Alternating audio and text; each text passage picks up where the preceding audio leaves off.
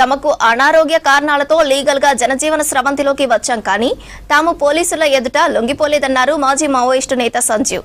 5 దశాబ్దాలు అజ్ఞాతంలో పనిచేసి ఎలా లొంగిపోతామని ప్రశ్నించారు. మేడ్చల్ జిల్లా జవహర్ నగర్ యాప్రాల్లో జననాట్య మండలి ఆత్మీయ కలయిక సమావేశంలో పాల్గొన్నారు మాజీ మావోయిస్టు నేత సెంట్రల్ కమిటీ మెంబర్ సంజీవ్, అతని భార్య దీనా. తమను లొంగిపోయారని అనడం సరికాదన్నారు సంజీవ్.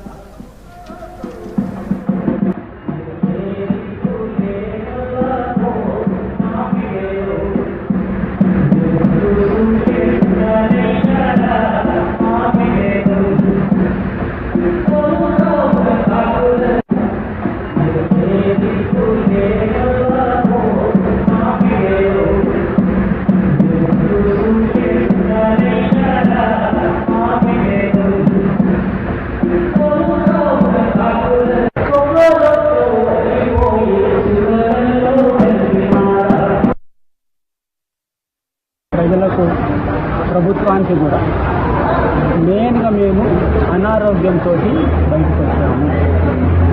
లీగల్గా బతకదలుచుకున్నాము. లీగల్గా అంటే మా కుటుంబం వాళ్ళతో లీగల్ అయ్యి మేము 1990లో కూడా గద్దరు మేము అండర్గ్రౌండ్లో మీటింగ్ అప్పుడు కూడా మేము ఈ ఊర్లో ఊరేగింపు తీసుకొని వచ్చి లీగల్ అయ్యాము. అట్లనే ఇప్పుడు కూడా మేము లీగల్ అయిపోయి మా బతుకు మేము బతకాలనుకుంటున్నాము. ఎందుకు? అనారోగ్యం కారణాల వల్ల వయసు జరిగింది, అనారోగ్యం ఉన్నది కాబట్టి లీగల్గా బతకాలనుకుంటున్నాము. దాని సందర్భంగా మేము బయటికి రావడం జరిగింది. లొంగిపోతలేను, లీగల్ అవుతుంది అంటే మన పత్రకాలు ఏంటి లొంగిపోతుంది రాకేసి లీగల్ అయ్యిండు.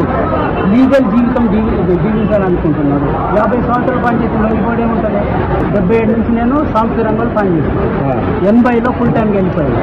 80 వెళ్ళిపోయింది. 86 వరకు దేశవ్యాప్తంగా గద్దతో ప్రోగ్రామ్ ఇచ్చింది. 96 వరకు.